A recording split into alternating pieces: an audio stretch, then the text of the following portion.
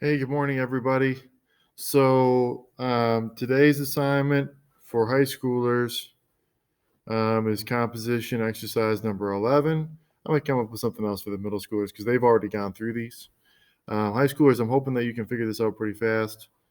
If you're wondering about how to do stuff, then you are welcome to watch this video that's in the attachments. How to add notes with NoteFlight. Okay. And so this is going to kind of show you how to do a lot of stuff. Top of this. All right.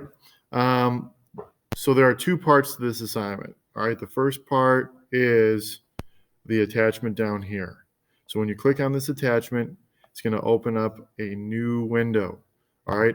And if the window doesn't open up something that looks like this, then you need to watch the video on troubleshooting your NoteFlight account with Schoology.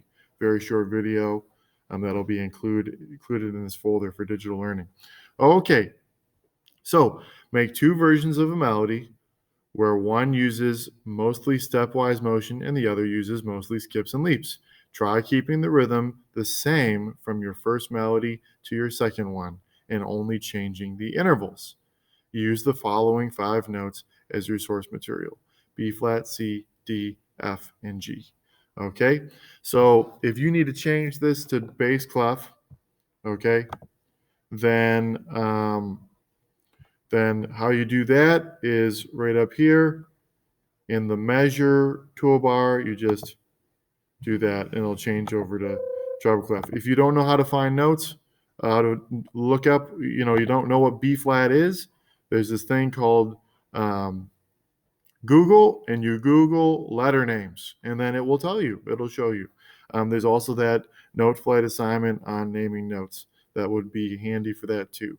All right, if you can't change the clef there, then you got to go into the hamburger symbol in the menu. You go to measure. You can click on it, see that check mark, that puts it up there. Otherwise, you can change it to bass clef right here. Okay, so that's the clef. All right, B flat, C, D, F, and G. It's looking for stepwise motion. Okay, what stepwise means is that you're not jumping around. So a step would be B flat to C.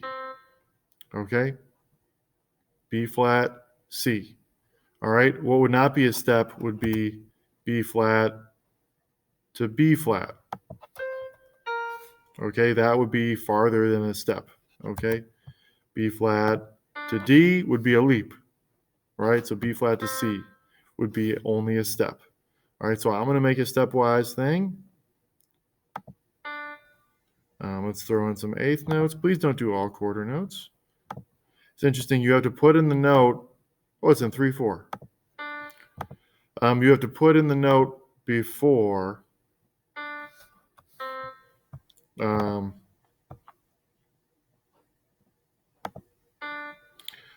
before you can change the rhythm of it.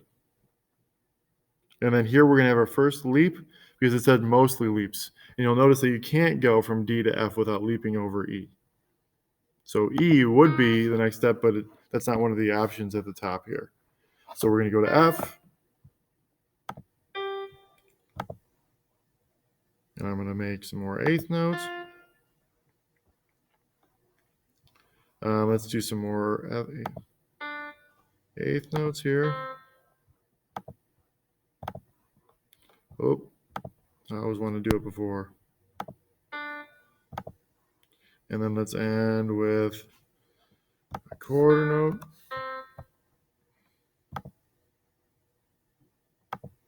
Oop, and we'll go to B flat here. Okay, so we've put in, it's mostly steps, meaning like C to D, the next note in the alphabet. The only leap is from the D to the F, and then the F to the D. And you'll see that there's a range of different rhythms. So we're not just doing all the same rhythm. Let's listen to that. Oh, let me begin.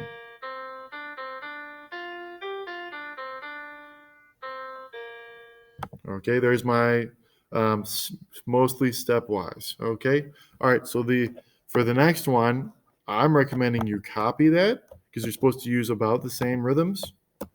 And what we're doing is we're using mostly leaps.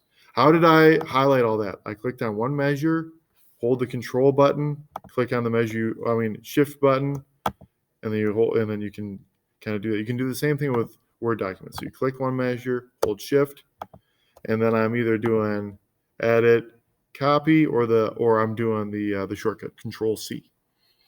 And then you paste that, click and paste it. All right, so now we're looking for mostly leaps. So let's do, once again, we're using the notes B flat, C, D, F, and G.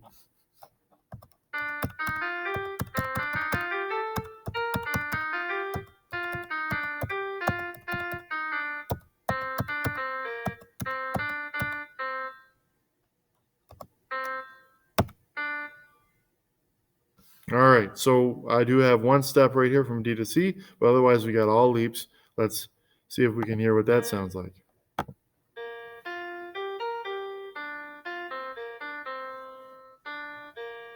All right, so took me about 3 minutes. Okay, so this should not be something that you worry too much about. The only thing is if you don't know your letter names, it might be kind of tricky. Okay, if you have to watch the videos about how to troubleshoot some things and learn how to do some stuff, that might be a thing. Okay, good luck.